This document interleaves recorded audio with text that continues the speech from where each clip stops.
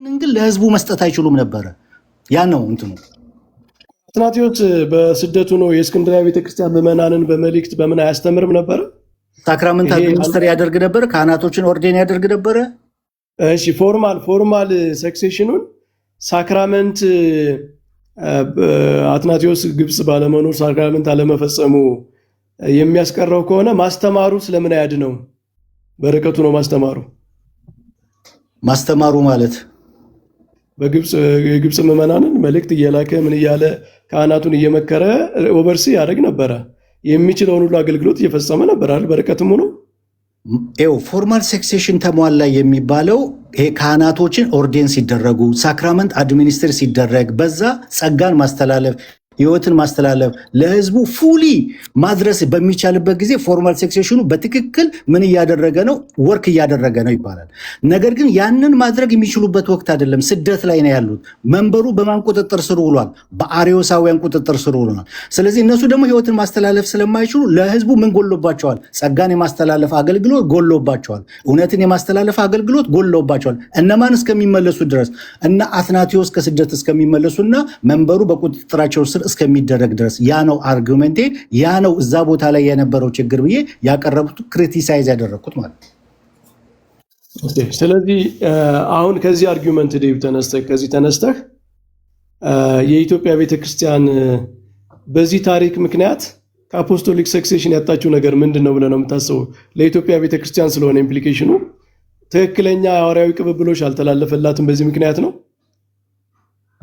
አይ ይሄኛውን ጨርስን አይደለ? አሁን ሌላ ጥያቄ ነው እየጠየቁኝ ያሉት። ያ ይሄን አልተግባባንም ዴቭ። ይሄ ማቴሪያል ሴክሴሽን የሚለው ራሱ አንድ ሊቀ ጳጳስ በርቀትም ሆኖ በስደቱ ነው ህዝቡን እየጸለየ፣ ምክንያቱም ኦቨርሲ የሚያደርገው በተለያየ መንገድ ነው፣ በማስተማርም መልእክት በማድረግም እያደረገ ከሆነ በሚችለው ሌብል በፈቀደለት ሌብል ማቴሪያሊም ኤክሰርሳይዝ እያደረገ ነው፣ ፎርማሊም ኤክሰርሳይዝ እያደረገ ነው። በመንበሩ ውስጥ ያሉት ሰዎች ደግሞ እነሱ ኢንቫሊድ ነው። ምዕመናኑ በእርግጥ የሚገባቸውን አገልግሎት በዘመኑ እያገኙ አልነበረም። ችግር ነው በቤተክርስቲያን ታሪክ። በዛ ዘመን ቤተክርስቲያኗ ችግር ውስጥ ነች አይደለም? የእስክንድርያ ቤተክርስቲያን በአርዮሳውያን ዘመን እኮ የነ ቀጰዶቅያ በአንቲዮክ ምናምንም አርዮሳውያን በዓለም ላይ ነበር ችግር ይፈጥሩ የነበረ። ምዕመናኖች በዛ ዘመን ችግር ላይ ነበሩ ማለት ግን አፖስቶሊክ ሰክሴሽን ፎርማሊም ማቴሪያልም ተቋርጦ ነበር አያስብልም የሚለውን ነው እንግዲህ። ይሄ የሚያስማማን ከሆነ ማለፍ እንችላለን። አይ መቼም አያስማማንም። ለምን ቅድም ምን ብዬ ጠይቄ ያለው ፎርማል ሴክሴሽኑ ብያለሁ። ፎርማል ሴክሴሽኑ እና አትናቴዎስ ስደት ላይ በነበሩበት ሰዓት አልተቋረጠም ካሉኝ ማስረጃ ፈልጋለሁ ብዬታለሁ። ምን አይነት ማስረጃ? ፎርማል ሴክሴሽን ፉሊ አድሚኒስተር እየተደረገ ነው ማለት ካህናቶች ኦርዴን ይደረጉ ነበር፣ ሳክራመንት አድሚኒስተር ይደረግ ነበር። ምንም ሁሉም አገልግሎት ይሄ ጸጋ እውነትን የማስተላለፍ አገልግሎት ፉሊ አድሚኒስተር ይደረግ ነበር ማለት ነው። ስለዚህ ያ ማለት ከሆነ ደግሞ በዛን ወቅት ያደርጉ ነበረ፣ አልተቋረጠም ካሉኝ ማስረጃ ፈልጋለሁ ብዬታለሁ።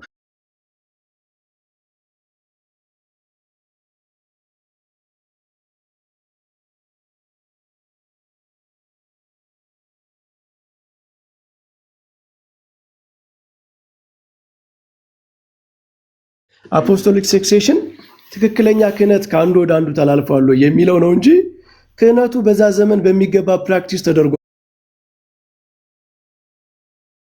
ወይ? ምዕመናኑ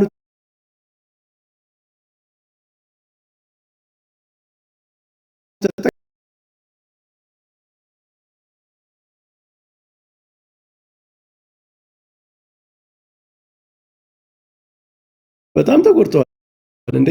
በአርዮሳውያን ዘመን ምዕመናን የግብጽ ምዕመናን አልተጎዱም የሚል የለም። ከዚህ ተነስተን ግን አፖስቶሊክ ሰክሴሽንን ጥያቄ ምልክት ውስጥ አንከትም። ምክንያቱም አፖስቶሊክ አትናቴዎስ ሶሪ ይቅርታ አለው ተመልሻለሁ። አዎ ይሰማሉ። ተመልሰዋል። አፖስቶሊክ ሰክሴሽኑ ነበረ። አፖስቶሊክ ሰክሴሽኑ ግን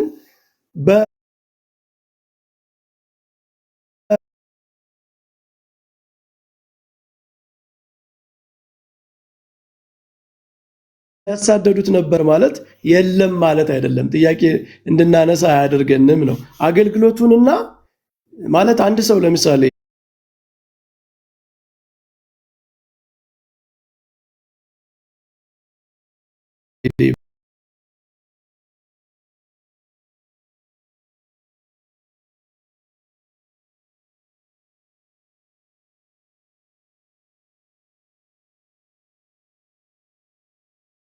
መምህር እንግዲህ እኔ ጋርም እንትን እያለ ስለሆነ እቺ ልጠቅልላት እያጠቀልል እኮ እንደዛ እንድታረጉ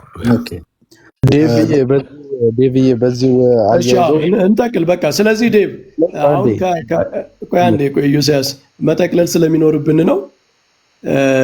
አሁን ዴቭ አሁን እኔ የተረዳሁት ነገር በእስክንድርያ ቤተክርስቲያን በተለያየ ዘመን ችግሮች ነበሩ፣ አፖስቶሊክ ሰክሴሽኑ ግን አልተቋረጠም የሚል መሰለኝ።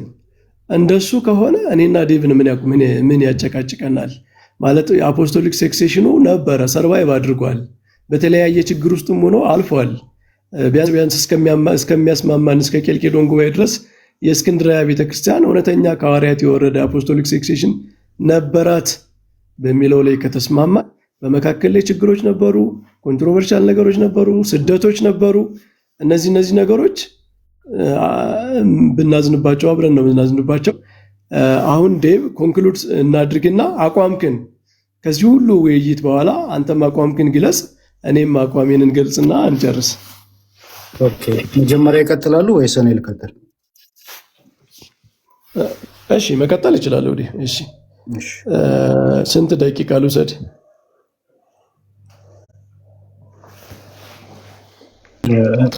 ስንት ይሆናል? እሺ 3 ደቂቃ ይበቃኛል። አስቲ 3 ደቂቃ ማለት ትችላለህ? 5 ደቂቃ ያ እሺ 5 ደቂቃ ይበዛል። 3 በቃ እሳቸው እንዳሉት መምህር እንዳሉት 3። እሺ እንግዲህ እነ ዴቭ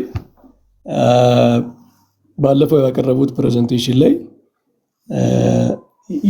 የከሸፈው መንበር፣ የተሰበረው መንበር፣ አንገት የሚያስደፋው መንበር ብለው አፖስቶሊክ ሰክሴሽን ላይ ጥያቄ ምልክት እኛ ላይ ጥያቄ ምልክት የሚያስደርግ ያንንም ለማድረግ አስበው ነው ያቀረቡት እና በዛ ያቀረቧቸው አንደኛ ከቅዱስ አትናቴዎስ በፊት የነበረው የክህነት ቅብብሎች ጤነኛ አልነበረም በሚል ነው። ሁለተኛ በቅዱስ አትናቴዎስ ዘመን በአርዮሳውያን ምክንያት የነበረው ችግር ስደት ምናምን ይሄን ምንድነው መንበሩን አክሽፎታል የሚል ነው። የከሸፈ ለሚል የቀረቡ አርጊመንቶች ስለሆኑ እነዚህ ማለት ነው የከሸፈ የተሰበረ ለሚል አግሪመንት ቢውልድ ያደረጉባቸው ኤቪደንሶች ናቸው እና ከዛሬ ውይይት እኔ ያየሁት ነገር በሁለቱም መንበሩ አልከሸፈም ነው ማለት ሰርቫይቭ አድርጓል።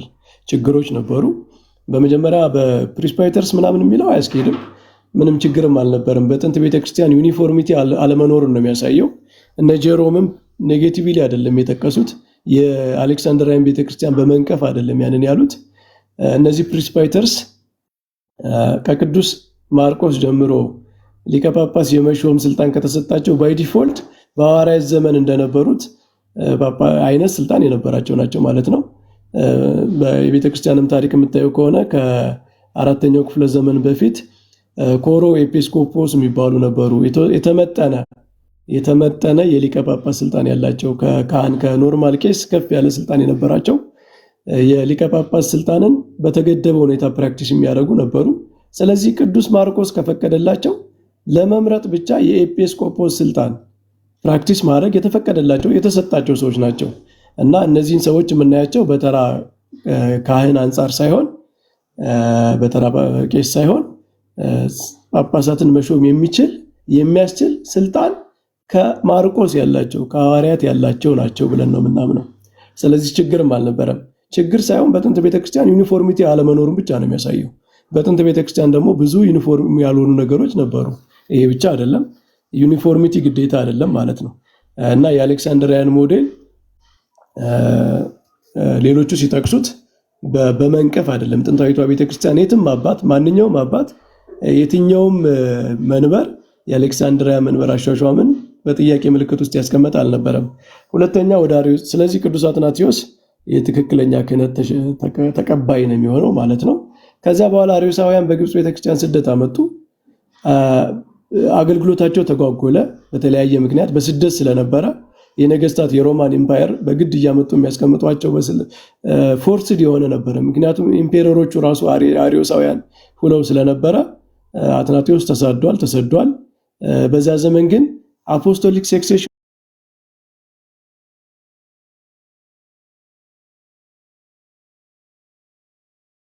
እየታገለ ምዕመናንን ለመጠበቅ በትምህርት ለመጠበቅ እየታገለ የነበረው በአትናቴዎስ በኩል አልፎ ወደነ ቅዱስ ቄርሎስ ይደርሳል። የእነዚህ ሰዎች ነገር የግብጽ ቤተክርስቲያን ምዕመናንን ጎድቷል። አዎ ጎድቷል። የግብጽ ቤተክርስቲያን ምዕመናን በአትናቴዎስ ስደት ምክንያት ተንገላተዋል። ትክክለኛ ክህነት የሌላቸው ሰዎች ሲመሯቸው ነበር፣ ሲያንገላቷቸው ነበረ። አርዮሳዊ ትምህርት ሲያስተምሯቸው ነበረ። ቫዮለንት የሆነ ሁኔታ ነበረ፣ ቀውስ ነበረ። እንዴ ይህንን ማን ይክዳል? የአርዮሳውያን ታሪክ እኮ በክርስትና ታሪክ የታወቀ ነው። ግን ይሄ ሁሉ ተነስተን የግብጽ ቤተክርስቲያን አፖስቶሊክ ሰክሴሽኗን በማን በኩል ሰርቫይቭ አድርጋለች? በቅዱስ አትናቴዎስ በኩል ሰርቫይቭ አድርጎ ከዛ በኋላ በትክክል የምንቆጥራቸው አትናቴዎስ የሾማቸውን ጳጳሳት ነው። ስለዚህ እነ ቅዱስ ቄርሎስ ትክክለኛ ጳጳሳት የሚሆኑት በአትናቴዎስ በኩል እውነተኛው ክህነት ስላለፈ ነው እንጂ እነዚህ አርዮሳውያን በመካከል አቋርጠውት ቢሆንም አኑሮ እነዚህ አርዮሳውያን በመካከል የግብጽ ቤተክርስቲያንን አፖስቶሊክ ሰክሴሽን ቆርጠውት ቢሆን ኑሮ ከማርቆስ የሚመጣውን ስልጣነ ክህነት ቆርጠውት ቢሆን ኑሮ የተቋረጠ ነገር ስለማይመለስ የነ ቅዱስ ቄርሎስም የሌሎችም አባቶች ስልጣነ ክህነት ጥያቄ ምልክት ውስጥ ይገባ ነበር ማለት ነው። ስለዚህ ችግሮች አሁን የነ ዴቭ ፕሬዘንቴሽን ችግር ብዬ ማስበው ከችግሮች ተነስተው ካፒታላይዝ ያደርጋሉ። የሆነ ችግር የሚሏቸው የመጀመሪያው ችግር አይደለም፣ እነሱ ነው ችግር ያሉት። የፕሪስፓይተሮች መሾም ምናምን አንድ ሞዴል ነው በጥንት ቤተክርስቲያን የነበረ። የሁለተኛው በጥንት ቤተክርስቲያን የነበረ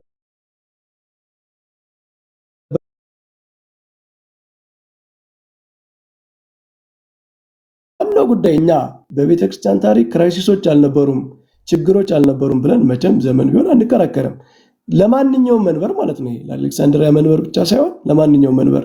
ችግሩ ግን ዋናው ጉዳይ ግን በዚያ ችግር ውስጥ በዚያ ክራይሲስ ውስጥ ትክክለኛው የሐዋርያት ክህነት መጥቷል ወይ ደርሷል ወይ? አዎ አሁን እንግዲህ ቅድም ዴቭም የነገረን በዚያ ችግር ውስጥም ቢሆን አትናቴዎስ ጋር ደርሷል ብሎናል። በዚህ በአርዮሳውያን ክራይሲስ ውስጥም ቢሆን ቄርሎስ ጋር ደርሷል ብሎናል። አፖስቶሊክ ሰክሴሽናችን ጤነኛ ነው፣ ተላልፏል። ትክክለኛ ሐዋርያዊ ክህነት እስከነ ቅዱስ ቄርሎስ ድረስ እንደደረሰ እናውቃለን። እሱ አንድ ፌዝ ነው። ከዛ በኋላ በኢትዮጵያ ቤተክርስቲያን በኬልቄዶን ምናምን የሚነሳው ሌላ ጉዳይ ነው። የትምህርት ጉዳይ አለ። በአብዛኛው ነገራችን ላይ አሁን ያነሳነው አርጊውመንት ኢትዮጵያ ውስጥ ለነበሩ ክራይሲሶች ይሰራል። በአርዮሳውያን ዘመን እስክንድርያ ላይ የነበረው ክራይሲስ መጨረሻ ላይ የእስክንድርያን ቤተክርስቲያን አፖስቶሊክ ሰክሴሽን የሌላት እንዳላረጋት ሁሉ በኢትዮጵያ ቤተክርስቲያን በመካከለኛው ዘመን ክራይሲሶች ተፈጥረው ቢሆኑ እነሱ ትክክለኛውን ክህነት አቮይድ ሊያደርጉት አይችሉም። ክራይሲስ ነው በቃ። አርዮሳውያን የፈጠሩት ነገር እስክንድርያ ቤተክርስቲያን ስልጣነ ክህነት የሌላት የተቆረጠባት እንዳላረጋት ሁሉ በኢትዮጵያ ቤተክርስቲያን የነበሩ ክራይሲሶች ከትክክለኛው ምንጭ እስከተጋጠመ ድረስ እነዚያ ሰዎች ተወግደው ትክክለኛው ምንጭ እስከመጣ ድረስ ያም አያስኬድም ነው። እግዚአብሔር ይስጥልኝ፣ አመሰግናለሁ። እሺ እኔ ልቀጥል አይደል? እሰማለሁ።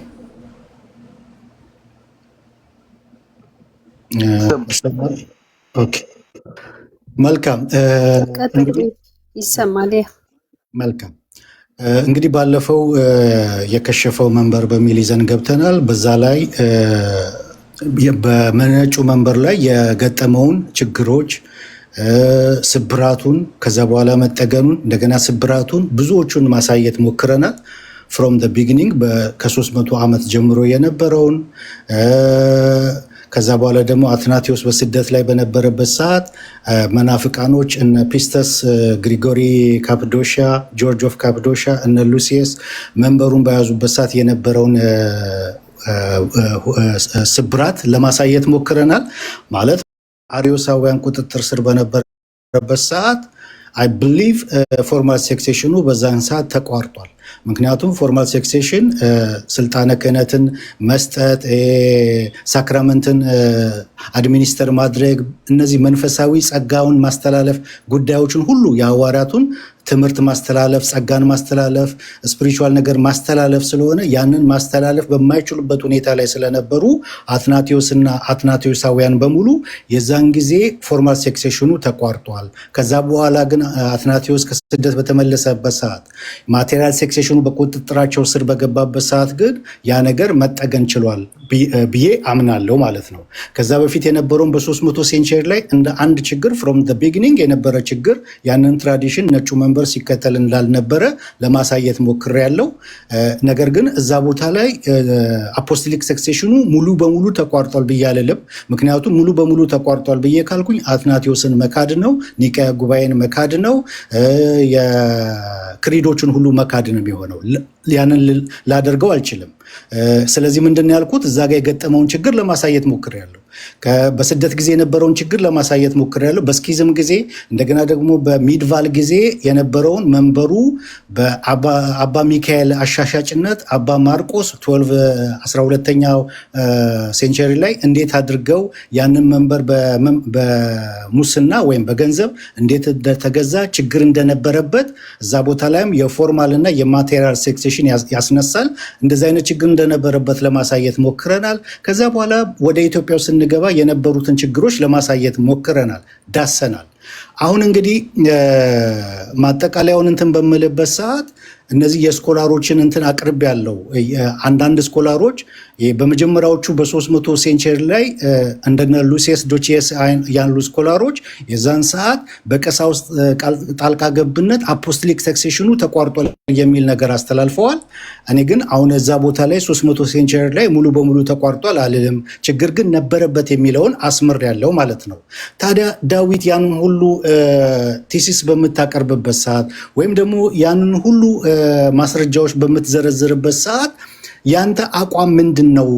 ሙሉ በሙሉ ነጩ መንበር ወይም ደግሞ አሌክሳንድሪያ ስልጣነ ክህነቷን አፖስቶሊክ ሰክሴሽኗን አታለች ወይ ብለህ ነው ወይ ያቀረብከው ከተባለ በ300 ላይ የነበረው ችግር እንደ ችግር ነው የምጠቅሰው።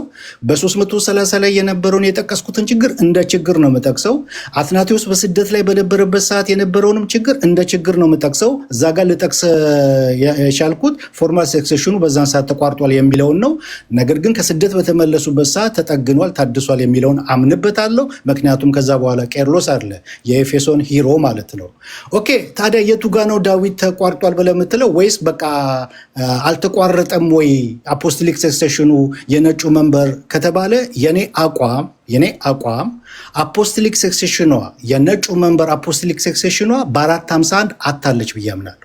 ከ451 በኋላ የላትም ብዬ ነው የማምነው። ለምን?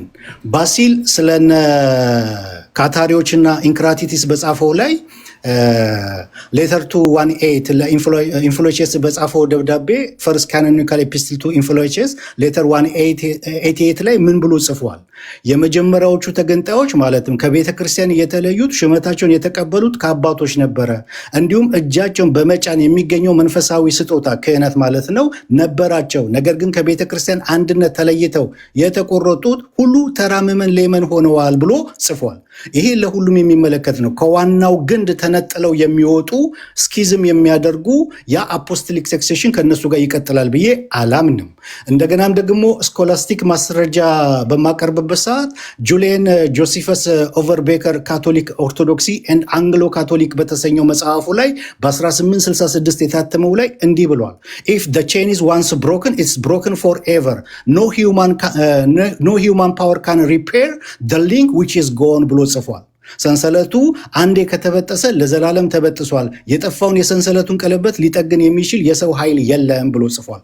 ሪቻርድ ሁከር ሌላ ስኮላር ሪቻርድ ሁከር ምን ብሎ ጽፏል?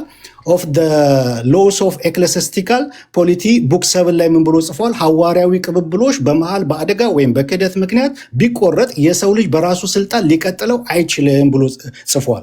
ስለዚህ ምንድነው ማምነው 451 ላይ አሌክሳንድሪያ ስኪዝም ባደረገችበት ሰዓት ከዋናው ግንድ ተነጥላ ወጥታለች ብዬ አምናለሁ። ከዋናው ግንድ የሚባሉት እነማን ነው? ሮም ካቶሊክና ምስራቅ ኦርቶዶክስ ከዋናው ግንድ ተነጥላ በወጣችበት ሰዓት የዛን ሰዓት አፖስቶሊክ ሰክሴሽኗን አታለች፣ ተቋርጧል ብዬ አምናለሁ ማለት ነው። እዚህ ጋር ነው የምጨርሰው። ጸጋ ይብዛላችሁ።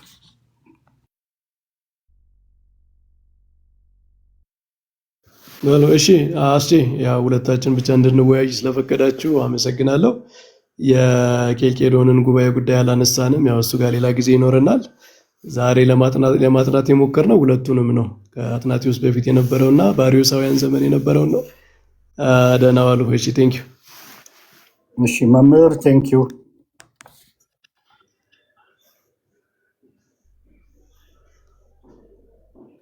እሺ ተባረኩ መምህር በእውነት